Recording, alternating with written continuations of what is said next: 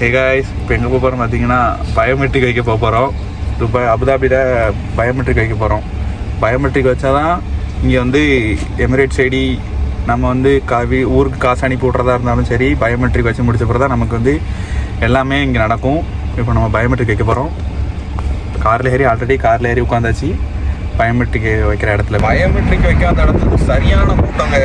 ஆமாம், பயோமெட்ரிக் வந்த இடத்துல வந்து சரியான கூட்டம். ரெண்டாவது நாங்களும் உள்ளே போயிட்டு உங்களுக்கு சரி வைக்கலாம் அப்படின்னு சொல்லிட்டு உள்ளே போகிறோம். நீங்கள் வந்து ஆல்ரெடி பயோமெட்ரிக் இந்தியாவிலே பிடிச்சிட்டீங்க அப்படிங்கிற மாதிரி சொல்லி அனுப்பிவிட்டாங்க. உங்களுக்கு எமிரேட் சைடு வந்து நாளைக்கு வந்துடும், நாளைக்கு இல்லைன்னா 1 வீக்குள்ளே வந்துடும் அப்படிங்கிற மாதிரி சொல்லி அனுப்பிவிட்டாங்க.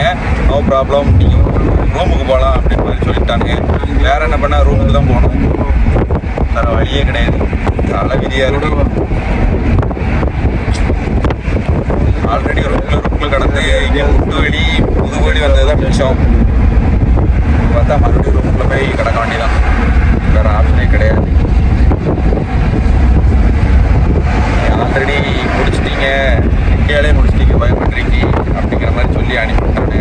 ஏன்டா வந்தோம் அப்படிங்கிற மாதிரி ஆகிப்போச்சு.